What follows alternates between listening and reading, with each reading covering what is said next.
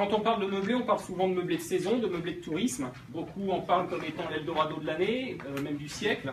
Et donc forcément, quand il y a de l'argent qui tombe quelque part, l'État aime bien venir voir ce qui se passe et il aime bien prendre un petit morceau s'il peut pas, s'il peut au passage. Donc il y a un problème avec l'État, mais il y a aussi un problème avec les copropriétés. Donc beaucoup de gens me parlent de cette jurisprudence du 8 juin 2011, la règle de la Cour de cassation. La Cour de cassation, c'est la plus haute juridiction, en tout cas française. Après, il y aura le Conseil d'État, le Conseil européen et le machin, est plus sympathique.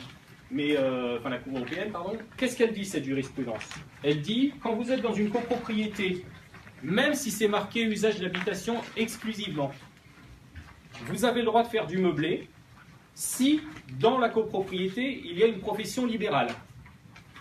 Donc il y a un premier couac, à mon avis, c'est qu'on confond profession libérale, qui n'est pas une profession commerciale, avec une profession commerciale, puisque l'activité de loueur de meublé en tourisme, c'est une activité commerciale. Donc la Cour de cassation a dit, on estime que quand quelqu'un a une profession libérale dans la copro, on accepte, la copropriété doit accepter cette activité de meublé de tourisme.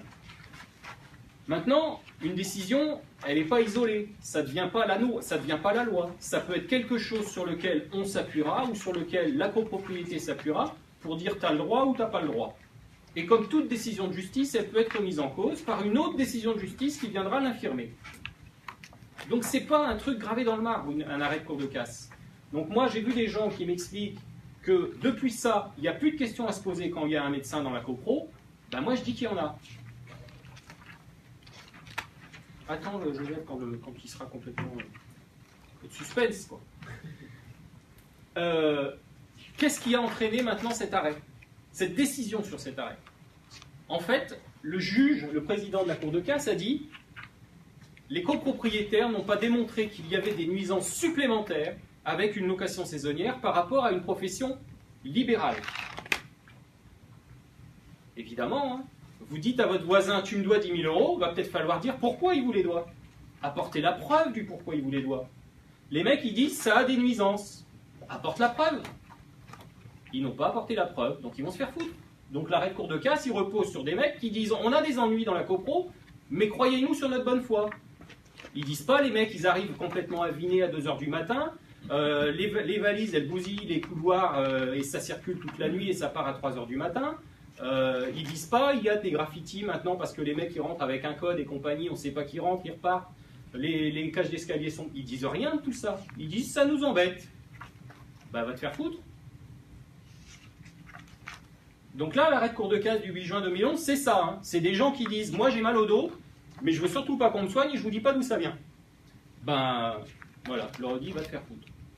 Donc maintenant, qu'est-ce qui s'est passé le 8 mars 2018? Un autre arrêt de cour de casse. Bon, là, on en entend un peu moins parler, parce que c'est récent, la vitesse d'Internet, c'est rapide pour les messages, mais pour la circulation de la vraie information, ça va beaucoup moins vite.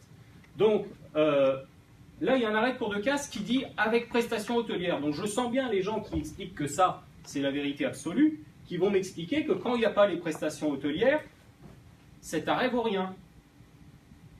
Donc, qu'est-ce qu'il dit, cet arrêt de cour de casse? Il dit qu'il y a un changement de destination, parce qu'on était sur un habitat résidentiel, et on passe en utilisation commerciale. Je rappelle, la location de meublés de tourisme est une activité commerciale.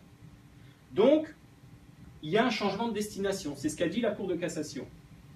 Et elle a aussi dit, sur la vie des autres propriétaires de l'immeuble, des autres copros, elle dit, le fait qu'il y ait des gens qui changent tous les jours, tous les 2 jours, tous les 3 jours, qui circulent la nuit, qui font des allers-retours avec les valises dans les couloirs, etc., avec des enfants qui jouent parce qu'ils sont en vacances, avec des gens qui sortent tard tous les soirs parce qu'ils sont en vacances, et bien ça entraîne une nuisance pour les autres copropriétaires. Et encore une fois, si on a des gens un peu organisés, il y a Ginette qui habite en face avec son petit œilleton, qui va prendre des photos avec un téléphone qui marque l'heure, qui va dire, lui il est arrivé à 4 h du mat, lui il est arrivé à 1 h du mat, là il y a un couple de Japonais, là il y a un couple d'Australiens, et là il y a 3 couples d'Américains qui vont prendre des photos. Bon, et bien là il y a un changement de la qualité de vie des autres copropriétaires. Et là la jurisprudence elle dit, tu emmerdes les autres et tu as changé l'usage de ton appartement. Donc tu n'as pas le droit. Donc tu défais tes travaux de je sais pas quoi, tu arrêtes de louer à tes touristes, et puis tu vas passer de 2 000 € par mois à 600 € par mois, et puis va te faire foutre pour le financement, et puis ta rentabilité. C'est ça qu'elle dit, la cour de casse. Et autre chose maintenant, sur la destination de l'immeuble, ça c'est j'ai plus en tête l'article en question. L'Assemblée Générale, parce que, encore une fois, rien n'est figé dans le marbre. On va dire, moi cet appartement, la copro a dit, j'interdis usage d'habitation seulement, etc., etc. Bon, ben on va pouvoir demander à la copro de changer son mode de fonctionnement. Pourquoi pas? Donc on va convoquer une AG extraordinaire, on va lui dire, moi j'achète l'appartement si je peux faire de l'activité de meublé. Bon, ben c'est une unanimité de la copro qui va pouvoir changer la destination des lots. Donc vous avez 30 lots, un seul dit non, il est hors de question que l'autre en face, il devienne rentier avec un appartement qui est mon frère jumeau, que moi j'ai jamais osé faire ça, parce que les Français sont jaloux, aigris et frustrés. Donc à partir du moment où vous avez une activité qui va générer du fric, forcément vous avez des gens bienveillants qui vont dire c'est hors de question. Donc sur une copro, voilà, vous pouvez croire au Père Noël si vous voulez, mais moi j'ai passé l'âge, donc vous pouvez estimer qu'il y aura une copro qui vous donnera l'autorisation de passer votre appartement en habitat résidentiel, vous le passerez en locatif de tourisme et vous deviendrez riche. Donc là-dessus, jouez prudent. Donc l'usage des parties privatives, c'est ça le texte, ne doit pas porter atteinte ni aux droits des autres copropriétaires, ni à la destination de l'immeuble. C'est ce que rappelle l'arrêt de Cour de cassation. Alors maintenant, concernant les prestations hôtelières. Donc évidemment, les prestations hôtelières, alors il y a 4 services, c'est faire le petit-déj, faire le ménage, accueillir les locataires, et la 4e, je ne me souviens plus.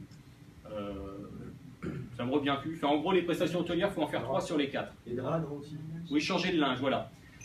Donc si on ne fait pas 3 de ces 4 prestations, on n'est pas en prestation para-hôtelière, donc on n'a pas, par exemple, l'assujettissement à la TVA.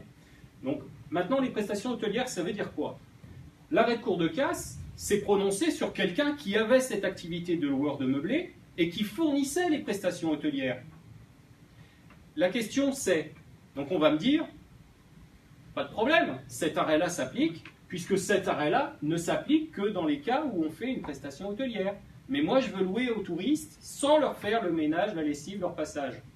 Ok. Est-ce que ça va diminuer très sensiblement les nuisances des locataires allemands qui arrivent à 2 h du matin? Je ne crois pas. Donc il y aura un autre arrêt de Cour de casse qui dira que même sans les prestations hôtelières, les nuisances sont telles qu'il faut les interdire dans la copro. Donc on aura, dans 5 ans, dans 3 ans, dans 1 an, il y a peut-être un jugement en cours en ce moment, sur un dossier semblable sans les prestations hôtelières. Donc sur une copro, on va s'exposer à ce genre de situation. Donc c'est des choses, ça vous devez les savoir pour prendre vos décisions. Moi j'ai beaucoup de gens qui m'ont parlé de cet arrêt de Cour de casse, du premier là, de 2011, en me disant mais ça y est, on est au paradis. Ben non, atterri. Regarde pourquoi elle a été prise cette décision. Et le pourquoi, c'est simplement que les mecs, ils n'ont pas bossé leur dossier comme il fallait. Hein. Pas compliqué. Hein. Et après, quand bien même ça s'appliquerait, votre copropriété, elle vous dit, bon, bah peut-être qu'il y a une arrêt de Cour de casse, mais c'est pas la loi, la Cour de casse. C'est une jurisprudence. Moi, je te dis que d'après la loi, tu n'as pas le droit parce que je suis en usage. Bon, allez, on va au tribunal. Première instance. Appel, je gagne, je perds, je gagne, je perds, je sais pas. Mais si je suis condamné à démonter ma division, par exemple, ou à arrêter tout de suite la location saisonnière, je suis mis en demeure sous astreinte d'après un premier jugement, il faut que je l'applique ce jugement. Donc j'arrête de louer en meublé, de tourisme, je paye l'astreinte, je choisis, hein. Et puis après on va aller en cour de cassation, 2-3 ans de délai. La cour d'appel c'est 2 ans, on va passer 5 ans au tribunal, 6 ans au tribunal, on va payer des avocats qui vont s'occuper de tout ça, qui vont se gaver, mais c'est leur métier, c'est normal. Et puis pendant 5 ans on ne va pas pouvoir exploiter, on va dépenser de l'argent pour l'avocat et on a nos recettes de meublé à l'année. Donc ça, pour devenir rentier tout de suite et à l'abri de tous les pépins, merci quoi, le gars qui vous donne le conseil, il est champion du monde. Donc là, voilà, vous avez un point clair sur le meublé de tourisme en copro. C'est quand même quelque chose d'important, sachant que le meublé a été pas mal remis en cause avec cet arrêt du Conseil constitutionnel. Je pense que c'était intéressant de refaire le point sur le LMP, le LMNP et donc les évolutions que ça entraîne. J'ai pas fait le focus complet parce qu'il y a quand même des gens qui sont ici pour avoir un peu plus de détails que les gens qui regardent gratuitement sur Internet. Et si vous voulez en savoir un petit peu plus, profitez-en, inscrivez-vous, il doit y avoir des liens quelque part sur ma page, sur mon site, etc. Bonne journée, merci d'avoir suivi, partagez, une prochaine, au revoir.